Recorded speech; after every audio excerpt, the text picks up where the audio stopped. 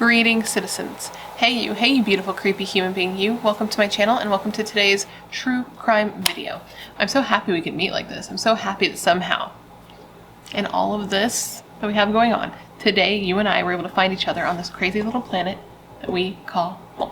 My name is Brittany or BRATTERSTEIN, whichever you prefer, and today we're going to be discussing the absolutely horrific murder of 8-year-old Maddie Clifton. But before we get started, if you have not yet had the pleasure, please make sure to join the Brat Pack by subscribing and ringing the bell. I put out a new video every single week and I would love to hang out with you. Yes, you specifically, you, but I can only do that if you join the Brat Pack and become one of us. One of us, one of us, one of us. And you can also follow me on Facebook, Instagram, and Twitter. They're all BRATTERSTEIN, but no pressure. So today's video is in collaboration with Dossier. If you are not familiar with Dossier, make sure to buckle up, because you're about to get familiar with Dossier. Dossier is a fragrance company that creates luxury scents, but at a fraction of the luxury price tag, where most perfumes, luxury perfumes that is, can cost anywhere from $50 to hundreds of dollars. How dare they? Dossier's perfumes range from $29 to $49, and they offer bulk deals with up to 25% off and free shipping when you buy 3 or more, which is a deal that personally sounds too good to be true, but I promise you, it's not. So today I have 2 different scents that I want to share with you. This first one, oh my gosh, is Fruity Brown Sugar. And this one is inspired by YSL's Morbid A Day perfume. A Day perfume, and bro, this one smells so pretty. It smells like warm and sophisticated. I feel like a lady who has money would wear this perfume. You know what I mean? This just smells like somebody who works for themselves. And the other one is called Floral Marshmallow, and it's inspired by Killian's Love Don't Be Shy. And you know that it was Marshmallow that sold me, right? Obviously Marshmallow would sell me. And it smells sort of like candy, but not like kid candy, like adult candy. Not milk chocolate, but dark chocolate, adult candy. I think I'm just hungry at this point. Oh, it just smells really good. Now, the best part about Dossier for me is that they are a cruelty-free fragrance brand, my dudes, and YSL is not cruelty-free. I know that much, the one that this is inspired by. I think Killian's is, but if you were wanting to try any YSL perfume, well, not any, this YSL perfume, and you were like, but the thing is I love animals and I don't want them tested on, you could try it. And the biggest selling point, I think, for most people is that these are a fraction of the price of their, what's the words? English. Of the perfumes that they're inspired by. And that's a big selling point for me personally, especially now that I have this little baby that I want to spend all my extra money on. I don't want to lose myself and not have things for me.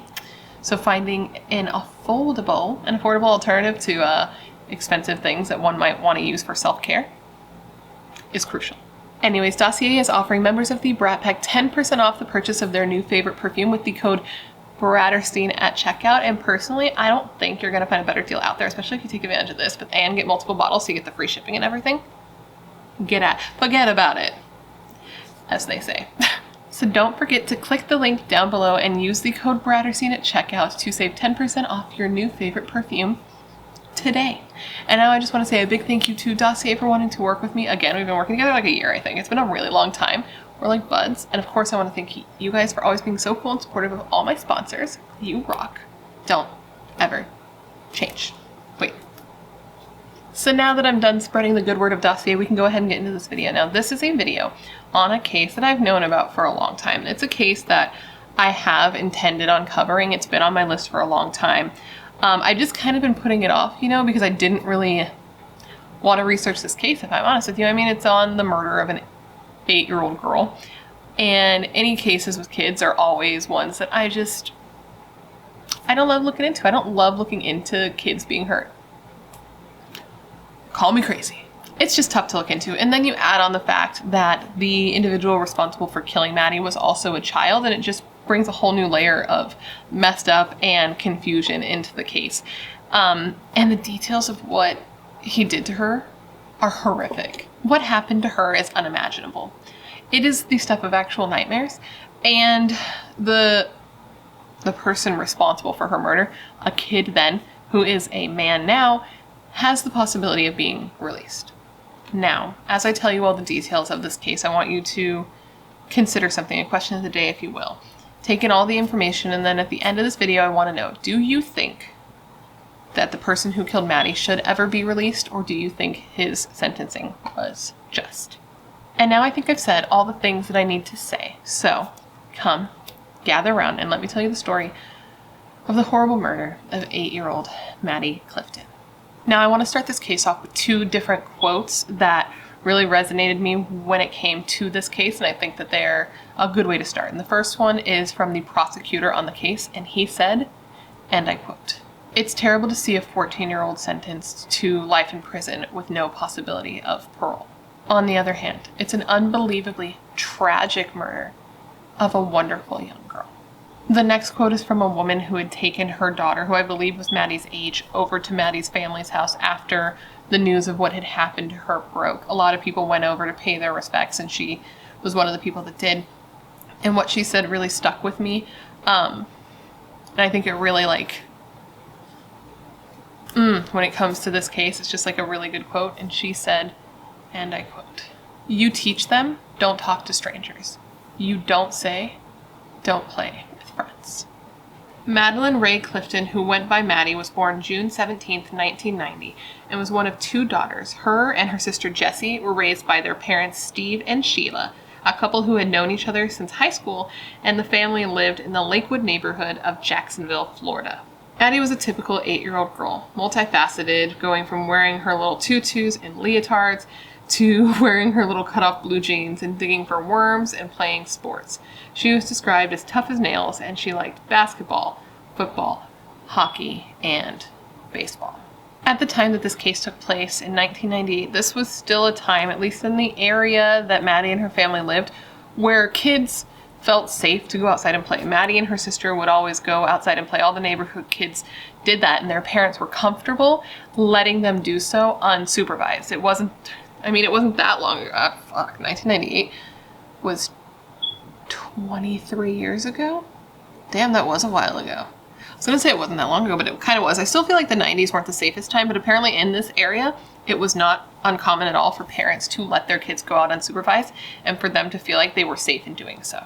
So on this day, November 3rd, 1998, election day actually, Maddie's mother Sheila had no reason not to let her, Maddie, and her sister Jessie go outside and play until dinner was ready. So they did just that. And at about 6:30 p.m., Sheila called her daughters in so that they could, clean up and have dinner. And when she did this, Maddie's sister Jessie came in, but without Maddie. So Sheila naturally was like, "Yo, where's your sister? Where's Maddie?" And Jessie was like, "I don't know. I have no idea where she is." So I'm sure you can imagine Sheila freaked out. She went outside and she started calling to her daughter, looking all around the neighborhood trying to find her. And when she couldn't find her, she quickly knew something was very wrong, and she called the police to report her daughter missing. Sheila said of her daughter's disappearance, and I quote, "It was like she shut the door and poof, vanished off the face of the earth." Maddie's family and friends went out searching like crazy that day that she went missing. And once the night fell, once the sun went down, they continued their search, but now with flashlights, but they didn't find anything that night. And in the next few days, hundreds, many volunteers helped searching the streets. And they started with the 2-street neighborhood where Maddie lived, because literally her family had just seen her when she went missing. Like, she didn't have time to get very far. As they searched that area and they came up with nothing, they started expanding farther out and widening their search area to try to see if they could locate her or any sign of where she could have gone. For the next week, literally 7 days, dude, their whole neighborhood was covered with reporters. It was a very, very big case. People from all over the world really were watching to see if Maddie would be recovered and if she would come home. It wasn't just big news locally. Maddie and finding Maddie became important to people everywhere. People searched dumpsters in nearby woods. The police sealed off the area that she lived, and they interviewed neighbors, and her face was put up billboards. People even started wearing t-shirts with Maddie's face on them, and they started wearing yellow ribbons on their clothes in hopes that Maddie would be found. This was their way of showing solidarity in the fact that they were looking for her. This got so big that even the FBI became involved because the local police wasn't like coming up with any answers, and a $100,000 reward ended up being offered up for Maddie's safe return. So initially, police suspected, or at least wanted to talk to a guy in the neighborhood named Larry. Now, Larry was questioned by police because of a couple reasons. One was because he had a prior criminal record. I don't think it was for anything violent, but he did have a criminal record. But on top of that, Larry was a guy in the neighborhood who liked to hang out with the kids in the neighborhood and play games with the kids in the neighborhood. And the day that Maddie had gone missing, he was actually the person that they believed was the last to have seen her, because they had been hanging out and had been hitting golf balls. And when police spoke to Larry, Larry told them that, like, yes, he had been with her, he had seen her, but that she had left and gone home to get additional golf balls and never came back. So he just kind of assumed that her parents kept her inside for dinner or something like that. So he wasn't surprised when she didn't come back. Now, obviously, once what actually happened to Maddie came out, people were shocked. And I don't know what the genuine consensus was about Larry at that time. I know, to me, I think it's weird. Maybe I shouldn't. But I think an adult hanging out and playing with kids is strange. I don't know if he had his own kids or what the deal was. But to me, an adult playing with kids is just weird. It just rubs me the wrong way. I can't help it. It shouldn't, an adult should be able to like kids and like spending time with kids and want to play with kids. Kids are fun. They're cute. They're adorable. But, I'm just a little bit jaded now. Like, life's really done a number on me, and I just don't trust anybody. So to me, when I heard that, it rubbed me wrong. But when Larry, who was not involved, by the way, did learn what happened to Maddie, he said of this, and I quote, "There's a lot of grief. It'll never get back to what it was." On November 10th, a week after Maddie had gone missing, her parents, Steve and Sheila, were finishing up a televised interview, a Let's Find Maddie type interview, when all of a sudden their neighbor from across the street, named Missy Phillips, ran out of her house, frantically running to alert a police officer. Maddie's parents didn't know what was going on at the time. Obviously, they finished up what they were doing and they went inside their home. Shortly thereafter, Maddie's parents noticed that the police were putting crime scene tape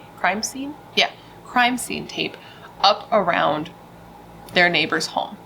And shortly after noticing this, they received a knock on their door. And this was authorities giving them the worst news that they've ever gotten in their lives, I imagine. One of the worst things that any person could ever learn. And this is that their daughter, who had been missing for a week, was not just missing. She was dead. And that her body had been found in their neighbor's home across the street. Now, apparently what happened is that Missy Phillips, who was a mother of a teenage boy, was cleaning up her home, as moms do be doing. We do be cleaning. And that's when she, went into her teenage son's room to start cleaning his room. So as she's in there and she's cleaning, she notices a wet spot on his bedroom floor. And this wasn't especially weird because her son had a waterbed, because late 90s. I feel like that's more 80s, but either way, he had a waterbed, which lucky him, I always wanted one. I never got one. Not to be bitter. But my grandma had one, and I was always jealous of hers. But anyway. So she notices this wet spot, and she's like, oh, he has a waterbed, so that's not that weird. But we definitely want to address the situation because we don't want that to be leaking, right? So she approaches the waterbed. As she gets closer and closer to the bed, there's a bad smell that gets stronger and stronger, and she doesn't really think anything of it because, teenage boys do be stinking. But the smell does get worse as she gets closer and closer. And as she gets up to the bed, she notices that part of the bed, the frame, is sort of broken and open and is held together with tape, and that is right by where the stain was. So she pulls a part of the bed frame, the part that's being held together by the tape, and this poor woman, I can't even imagine what this was like for her, but as she pulled it off, she saw a foot, a small foot dressed in a white sock. I can only imagine that she was fucking losing her mind at this point, but not really registering what she was seeing. So she followed the foot up, and that's when she saw two bare, small legs. And at that point, she fucking lost it. She freaked out. She jumped up. She panicked. She ran out of her house to find police. And she says that as she was telling police what was happening, what she had found, she looked over at her neighbor's home and at Maddie's parents, just knowing that at that moment, they still had hope, that they had a possibility in their heart that their daughter was going to come home and it was about to be destroyed, because she knew that she had just found Maddie. After finding Maddie's body under her own son's bed, she said that even though she knew what she had found, she just did not believe. She could not wrap her head around the fact that it was real. So once she told police what happened and they all went into her home, she just pointed them where they needed to look because she couldn't even bring herself to go into the bedroom. And this was the bedroom of her 14-year-old son, Josh Phillips. Joshua Earl Patrick Phillips was born on March 17, 1984 in Allentown, Pennsylvania, to parents Steve and Missy. Josh had 2 half-brothers who were significantly older than he was, but despite the age difference, they were buddies growing up together. They did everything together. They liked to go to concerts and go to movies, and they were just super close. That was until 1997. The year before Maddie was killed, Josh's parents, Steve and Missy, which both Josh's dad and Maddie's dad were named Steve, FYI. So Josh's parents, Steve and Missy, decided that they were going to move to Florida, and Josh, since he was underage, was going to be going with them, but his brothers were not going to come along. So Josh and his parents moved to Jacksonville, Florida, and they moved right across the street from Maddie and her family. But at this point, it was just Josh and his parents. Now, Josh did have some issues with his home life. His mother, Missy, suffered from depression, and that's already a really hard thing to deal with and navigate, but I'm sure it didn't help her much that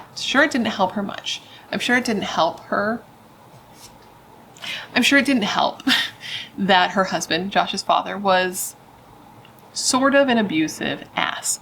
Missy said of her husband, and I quote, "He could be frightening, he could be loud, and he could be unpredictable. Josh and I walked on eggshells." Josh's brother Daniel was really upset to hear what his brother had done. Obviously, that's such an obvious statement that you would be upset to learn that. But he said of this, and I quote, "I wish he had never left Pennsylvania. But I could say that a million times, and that's not going to change anything. Our father took him away from me. He would have had me. He would have had Benji. He would have been an uncle to my kid, and he would have assimilated into my life here. But when they went down there, he had nobody. And that was my father's choice. It didn't matter, how much we begged him not to. My father did what he was going to do. And nobody would have had anything to do with it."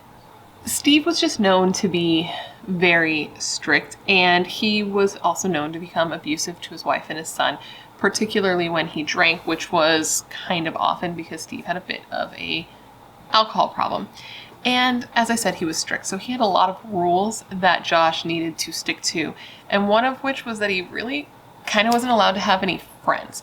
He wasn't really allowed to play with neighborhood kids, even when his parents were home, and definitely not when his parents were not home.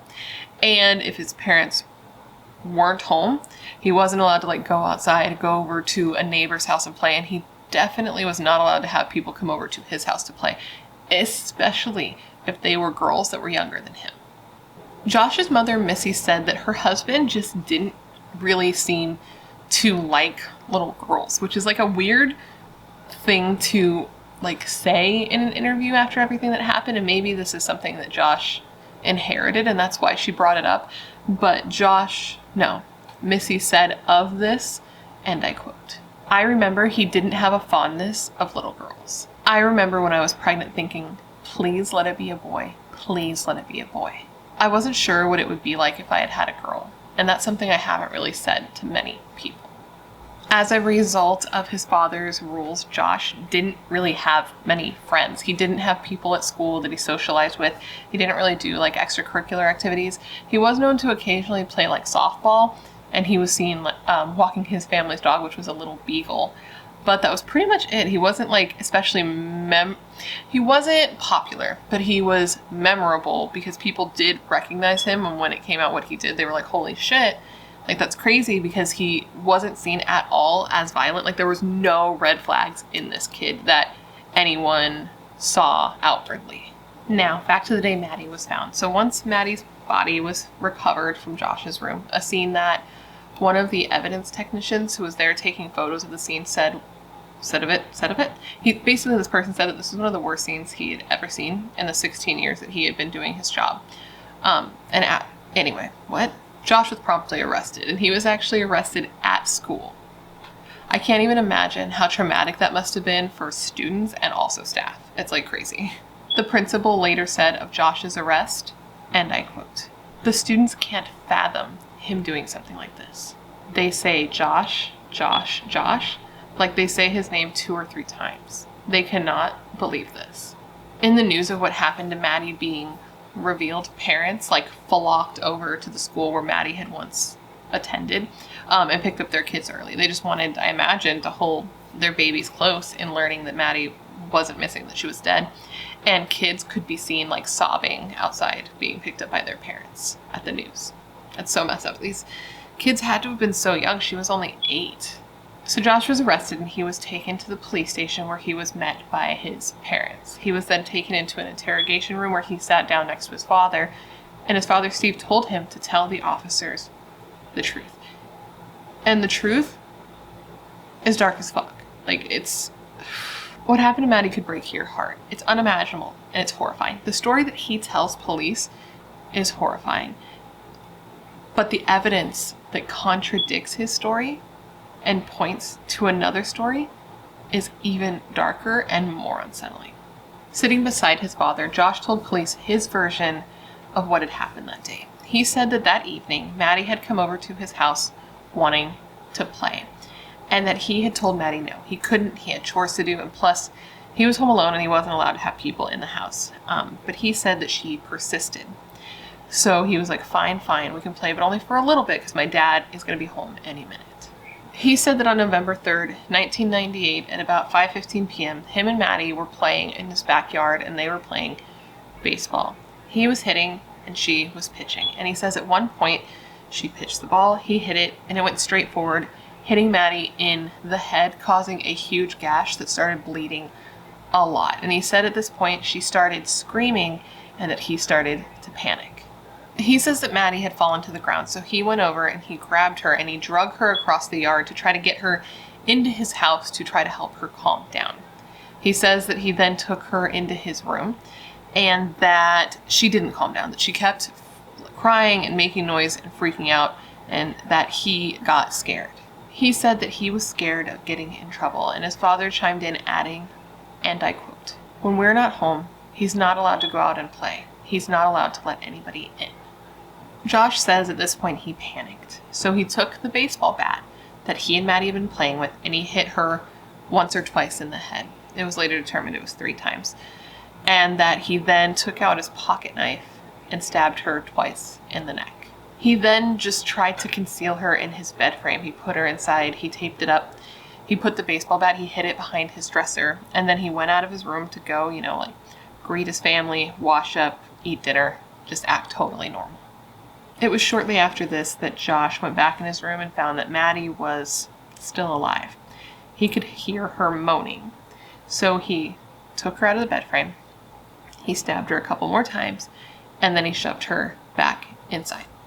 And his mother said of this, and I quote, "That's not the way he is. He's never hurt anybody." Josh said of this time, later in life when he reflected on it, and I quote, "I was putting myself in a fantasy world that nothing had happened. That was my defense mechanism for everything when I was a kid. I never made the decision to ignore it. I just did." An autopsy later confirmed that Maddie had been hit 3 times in the head with the baseball bat that was found in his room behind this dresser. They found that the little girl's throat was cut with a knife that had been recovered from his bedroom as well, and she had been stabbed 7 times in the chest. When Maddie was found, she was clutching the inside of the bed frame, which showed police that she was still alive the second time that he put her back in the bed frame. After all those injuries, this little girl, this 8-year-old girl, was still alive and was left there to bleed to death in the dark under this kid's bed, dude. For a week, he literally slept in this bed while her body decomposed under his bed for an entire week. Now, this is going to be upsetting, but Maddie was also found nude from the waist down. All she had on was her socks, and her shorts and her underwear were found near her body. During the autopsy, it was determined that it didn't appear she had been sexually assaulted, but this is something, right? She wouldn't just be naked from the waist down. And Josh was asked about this, and his explanation for this was that when he drug her across the yard, her pants and her underwear just happened to be pulled off, but not her socks, which I just don't really believe. And there is some stuff that's going to come out later that's going to kind of illustrate that this is not true. One, there was no drag marks in the dirt, and there was an absence of dirt on her body. And on top of that, the things that Josh was doing right before he killed her and the things he continued to do after he killed her, along with other evidence, makes it seem like this isn't really the truth. Josh's defense attorney later said of him, and I quote, "He's a nice 14-year-old boy who's in a horrible situation, and his friend is dead, and he's heartbroken about it." After everything you heard, isn't that just like an upsetting quote? It really upset me. I don't know. It just got to me a little bit there. Inside Josh's room, they found a pair of his shoes that had blood all over it. They also found a burnt incense and also air fresheners around the room, likely to try to hide the smell of a decomposing body under his bed. And Josh had one of Maddie's missing persons flyers like on his nightstand next to his bed. Bro, he had her missing persons flyer just in his room the whole time she was missing. And when Maddie was missing that whole week where everybody was out looking for her, trying to find her, Josh and his family went out to try to find her too. He actually went out and looked for her with her family. That's the thing about this case that just really gets me. Well, that's one of the things about this case that really gets to me. Maddie's mother said that during the search, Josh had came out and been like, "What's going on?" "Oh, like, I'll come help, like, search for her with you," knowing full well that they weren't going to find her because he had killed her. He knew that. And on top of that, Maddie's dad said that Josh had approached him and been like, "Oh, my mom thought you could use this table." So Maddie's dad met Josh like in the street and got the table and like thanked Josh for the table and told him he appreciated it. It's so sick. The fact that he went out and searched for her with her parents, knowing that he had killed her, and the fact that like her dad like thanked him and said he appreciated him, is gross. I've said it before and I'll say it again, there's a special kind of evil in a person, I don't care how young, that can look into the eyes of a grieving parent, a parent desperate to find their missing child, knowing full well that you killed them, and keep a straight face. There's something wrong there for you to be able to do that. That's more than living in a fantasy world where nothing happened, and that's more than a defense mechanism to me. There's something wrong. There is something wrong. Just like Sheila from fucking the goddamn Skylar Neese case. That girl, also evil. To be able to like look into her parents' eyes and to fucking like have her mom hold her while she cried knowing that she murdered her kid. Like, people like that, there's something wrong. Her mother said of this, and I quote, "We were raising our girls in a Christian home where we prayed every day. What we didn't know was that the devil himself had moved in right across the street. The same devil that picked up his flashlight and proceeded to look for her, knowing good and well where she was the whole time." So Josh was arrested and he was charged with first-degree murder, and he was going to be tried as an adult at 14 years old. And police were stunned when they learned that he was the one arrested, like the people who had been on the case for a while, because they had actually searched Josh's house a couple of times, and they had even noted a bad smell, but they equated it to the family's pet birds that they had in the house. I haven't owned birds in a really long time, okay, mind you, I haven't, but I didn't know they smelled as bad as like a decomposing body. If you have birds, do they really be stinking like that bad? Like,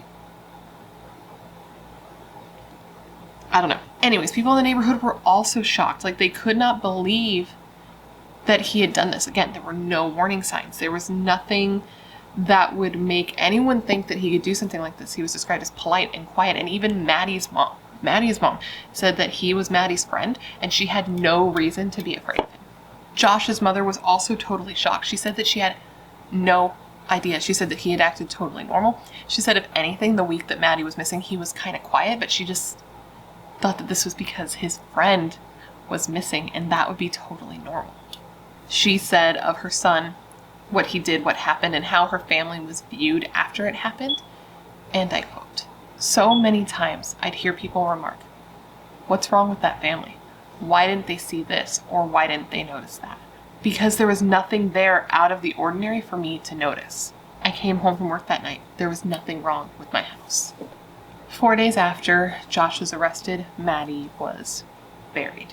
Maddie's small casket was placed in the center of the room, covered in a cream-colored cloth, and nearby her was a photo of her bearing a Kool-Aid covered smile. A heart-shaped flower arrangement from Maddie's 3rd grade class also stood nearby, and outside, thousands of people lined the street.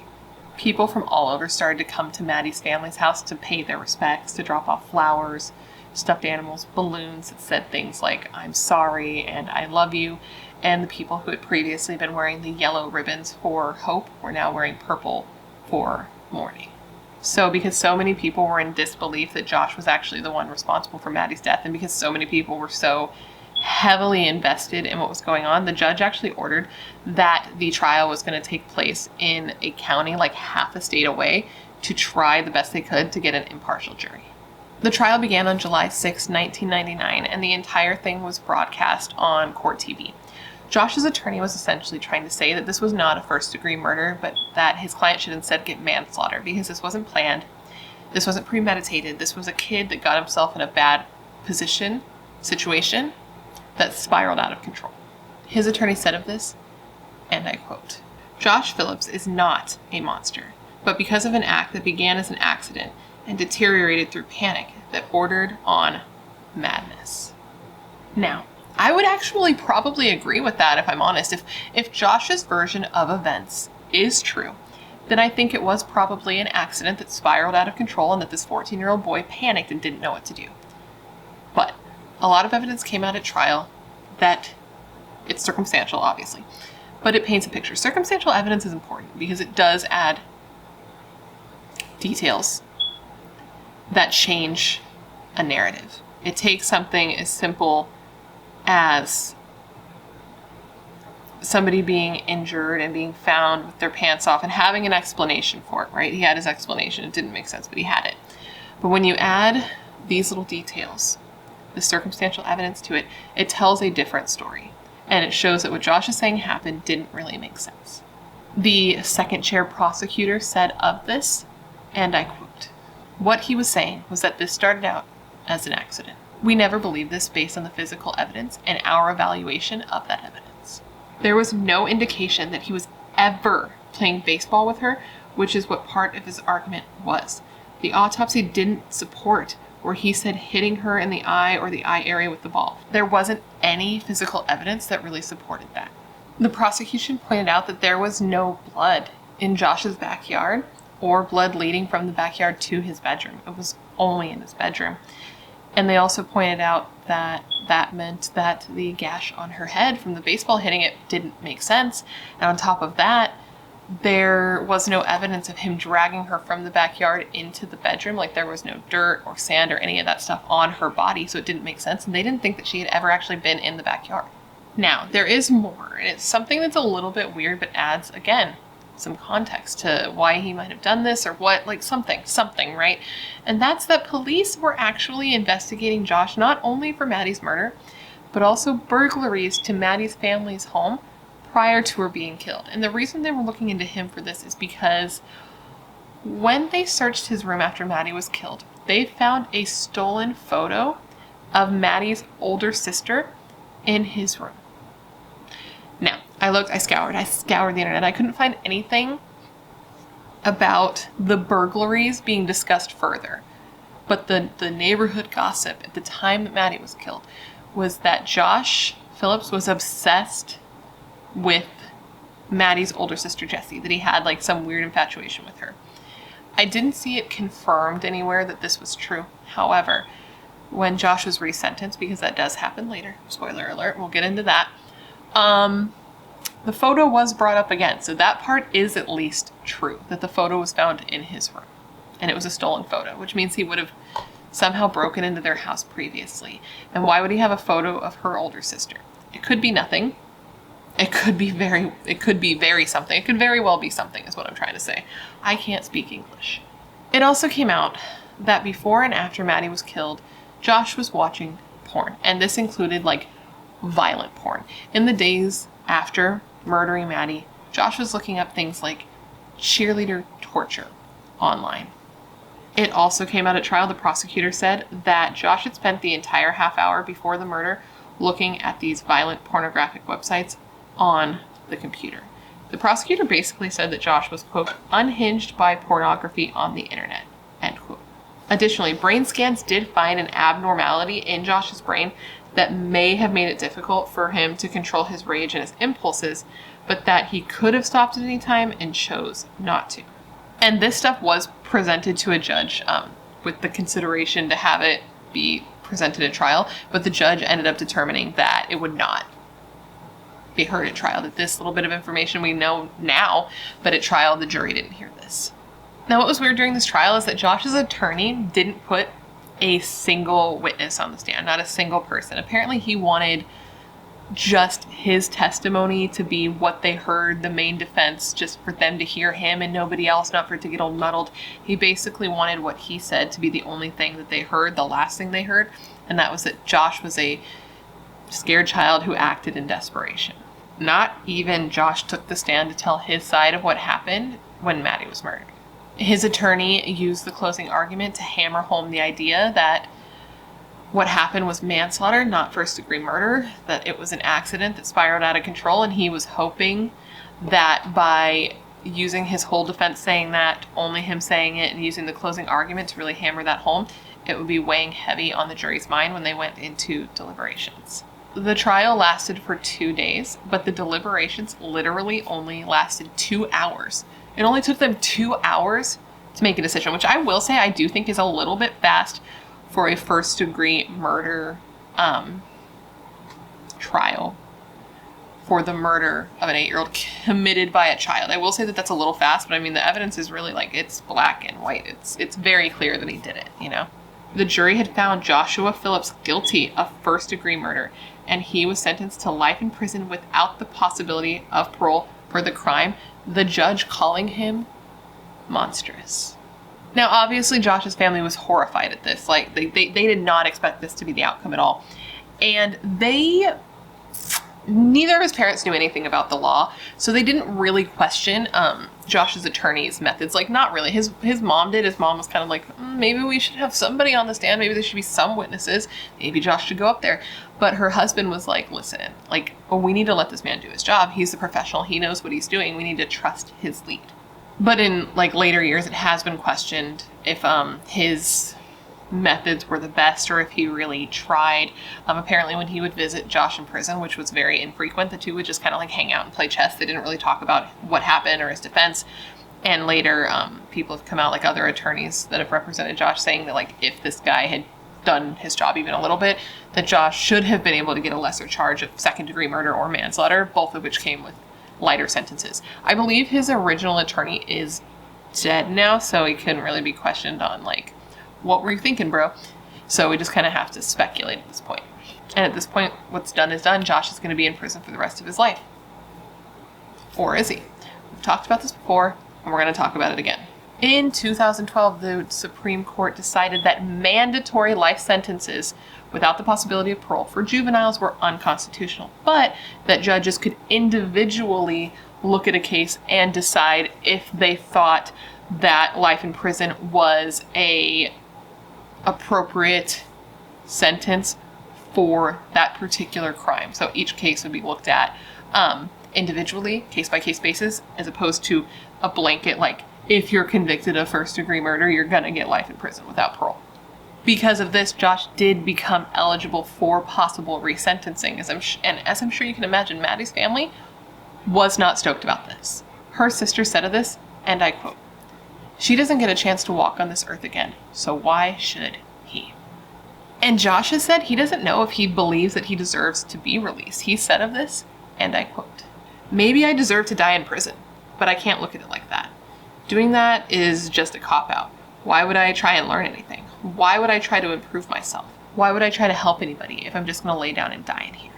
Now, two people who were very instrumental in Josh being arrested and getting life in prison without parole have sort of changed their position in recent years.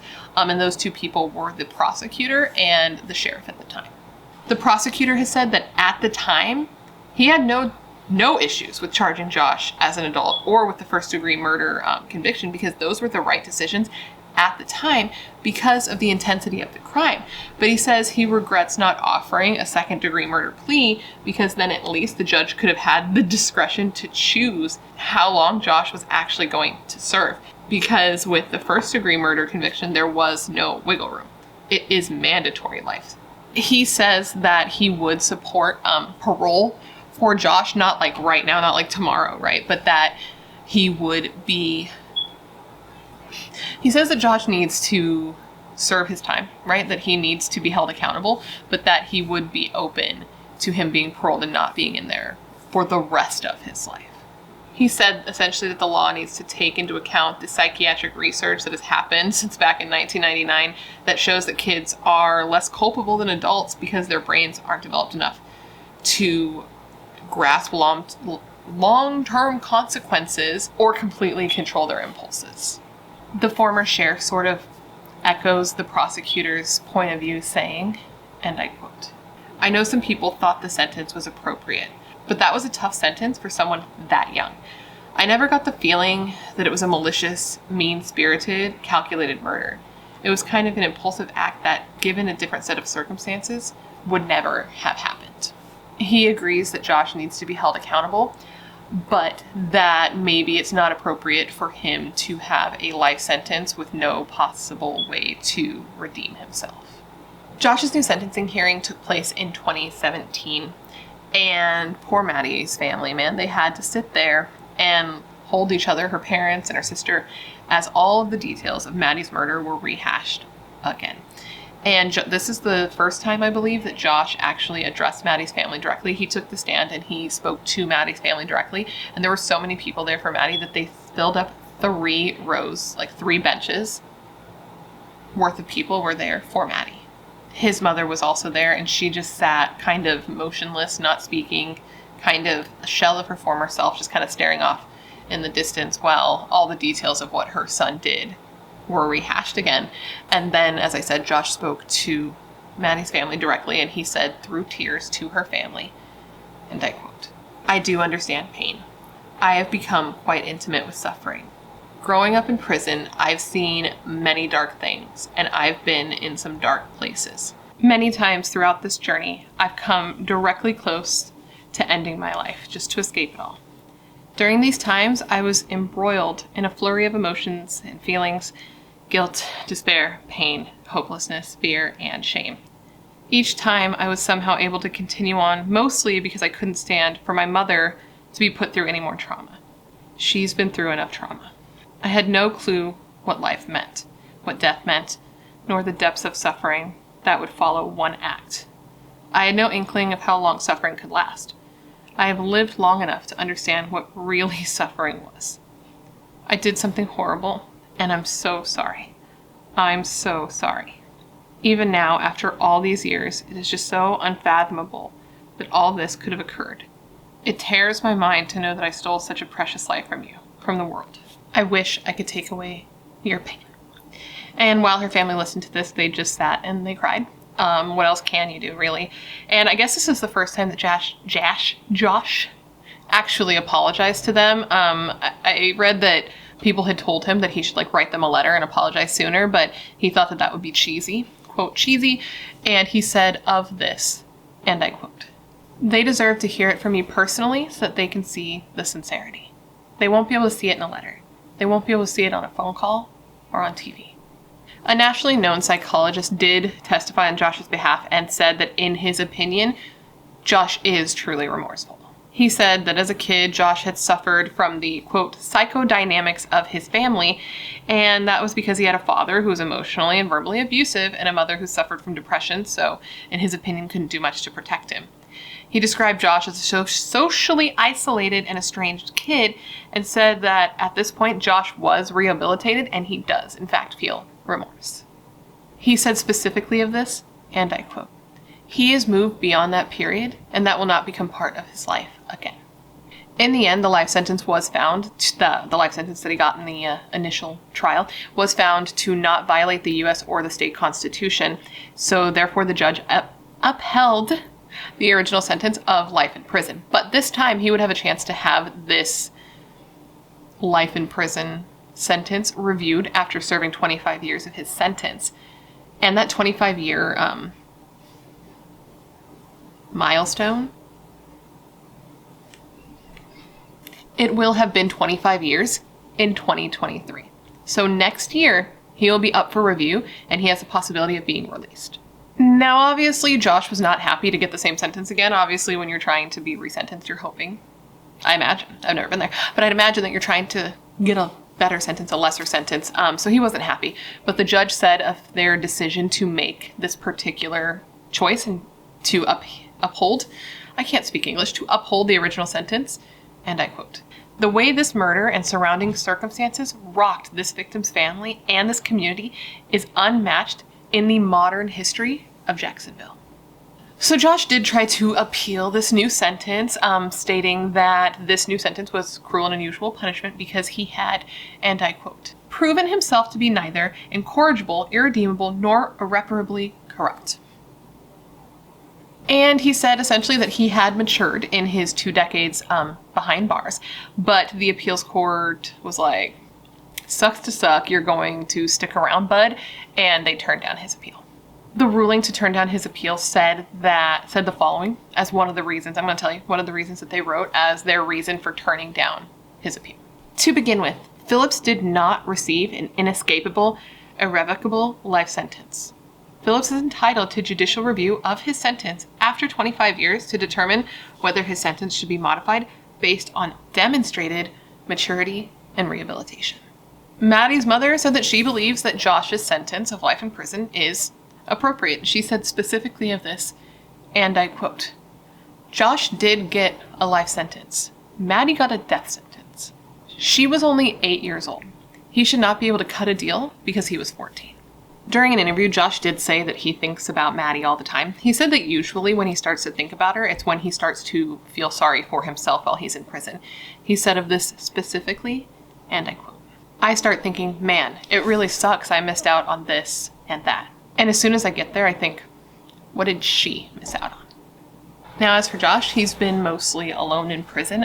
He doesn't really get a lot of visitors. I mean, there's not a lot of people he's still gonna know when you go into jail when you're fucking 15 years old, right? He's 14 when he committed the crime, 15 when he was put in jail. I guess his mom visits him. His mom, at least in the last stuff I read, would go and visit him all the time, like pretty often. And he'd get like an occasional letter from his brother, but one of his brothers. He's got 2. But that was pretty much it. His dad, I guess, actually died like right after he was put in jail in 2000. Apparently he was driving and he like veered off the road and then overcorrected and like flipped his van, and he wasn't wearing his seatbelt, so he was like thrown out of the van and died pretty quickly. And I guess where he died, he was in the county where Josh was in jail, but they weren't sure if he was like going to visit Josh. But so his dad's dead too, which happened like right after. His poor mother, man. It's just sad. The prosecutor came out with a statement after it all happened saying that like fuck, man, that sucks. That's not a quote, but he's just basically saying that like this was a horrible, horrible thing. Just a horrible event that they thought they had put behind him. This is just another tragedy following a horrible event, and that he like felt for the Phillips family and like his poor mom, dude. Like back to that, to lose your son okay, rewind. First, you find a dead child in your child's bedroom. You find out that your child did it. Your child goes to jail for the rest of their life, and then your husband just dies. She lost everything and had the trauma of knowing what her kid did and actually finding this poor girl's body. I can't even imagine what this poor woman's life is like and how the trauma of it all. She's just like incredibly alone. And apparently she's actually stayed in contact with Maddie's family, which I can't even imagine what that's like. I guess she stayed in contact with her mother, Maddie's mother, and Maddie's sister. And Maddie's mother has said that like they have something in common. They've both lost their kids. I can't even imagine. That just seems so impossibly hard. I just feel so bad for everybody involved there. And I guess like Josh's mother said of this bond, this connection with Maddie's mother, and she said this during Josh's resentencing hearing, just so that this quote makes sense. But she said of it, and I quote, "We have a shared sorrow. but I think as mothers, we understand each other's position. I think if the situation was reversed, she would be doing the same thing I'm doing. I can't change what was. I can only move forward and help my son because he is still here and he is worth saving. And I guess during this resentencing hearing, when this quote was about the resentencing hearing, her and Maddie's mother were like consoling each other during the hearing because they were both just going through such fucking hell. Josh's mom, her name is Missy, and Maddie's sister Jessie are also close. They have a relationship. Jessie saying that loss is loss, that she might have lost her sister, but that Missy also lost her son. And she's also said that Missy is just like an incredibly sweet person who just simply did not deserve the cards she was dealt with were not fair for her. She says that she can't even imagine what finding Maddie was like for her, and then the realization that your own kid is the one who did that. She said that that's a lot for any person to handle, and I absolutely agree. I cannot imagine, as a mother of a boy now, finding a dead little girl in my son's room, like stuffed under his bed. Like that's like, how does anyone prepare for something like that? And it's just sad for both families. It really is. Jessie has come out and talked about what losing Maddie did to her family. She said it took her 3 years to stop pulling 4 serving plates out for the table because she was so used to Maddie being there. And then soon after that, she finally got it down to 3. She had to change it to 2 now because her mother, when she was 14, she moved out of the house. I guess they still lived in the house across the street from where Maddie was killed, and Josh's family still lived in that house. So they were still neighbors after all of this time. And her mom just couldn't take it. Her mother moved out, and she ended up moving in with her own mother across town so that she was still close enough to be, in Jessie's life, but that she just couldn't live across the street from where that happened to her child. She just couldn't do it anymore. And then, if that wasn't bad enough, after 30 years together, 25 married and 5 together prior to that, Steve and Sheila, Maddie's parents, got a divorce. They had known each other since high school, and before this seemed to have a good marriage, a solid family that went on fishing trips and vacations. They loved and enjoyed each other, but Maddie's death was just too hard on them. They lost each other in that. They just handled grief so differently. Sheila wanted to talk about it, right? She wanted to discuss it. She wanted to talk through it, but Steve just shut down. He couldn't do that, and so they just grew apart. Which, man, that's so sad to me. I know that happens. I don't know how anyone stays together after losing a kid. It seems impossible, to look at that person and see that child in them. Oh, it's just heartbreaking because, I think about my son now. Now with all kids' cases, I just think about my son. My son looks exactly like my husband. It doesn't look like I was involved in making that child whatsoever. I only baked him in my body oven for 9 months, and he came out looking 100% like my husband. So if anything was to happen to him, I'd look at my husband and I just see him in that. I can't imagine how parents stay together after that. You would think that you would because of how much you love each other, but it's so common after losing a kid for the parents to separate, just because it's you can't look at each other anymore. It's it's too much. Maddie and Jessie's father did end up moving out of the house as well. It was just holding too many bad memories, that being right across the street from where she was killed, it was just too much for her parents to handle. But Jessie actually wants to stay in the house, and she was trying to buy it last I heard, because even though it had all the bad memories, it still also had all of the good memories that Maddie's life ever hold. And she said of the house, and I quote, "It's always been my home."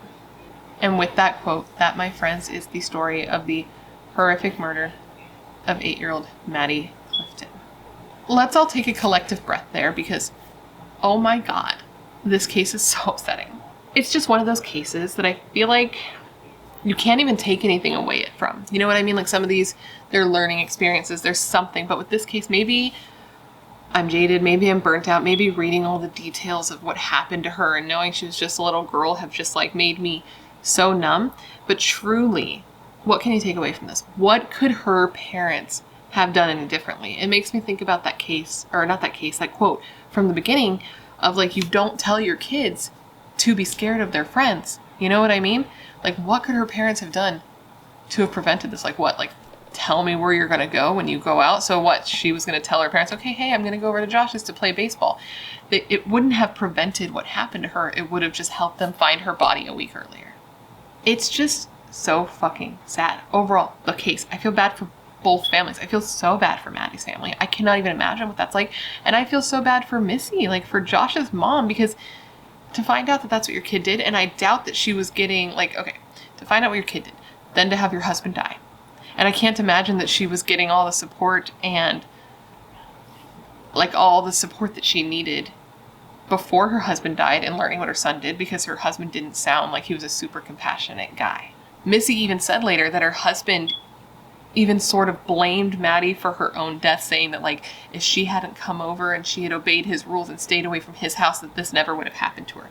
So this is who she's living with and who's supposed to be her partner with all of this happening. So I can't even imagine how like sad and all alone she must have felt with all the trauma that she was dealing with. This case is just incredibly scary to think about, especially because one, it doesn't seem like there's much you can take away from it, like much you could have done to avoid it.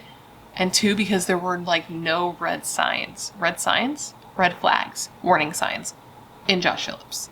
Now, here's my question for you, the question of the day. After hearing everything I've said, after hearing all the details, all the stuff that wasn't released at trial that should have been, in my opinion, do you think that the sentence that Josh received was just?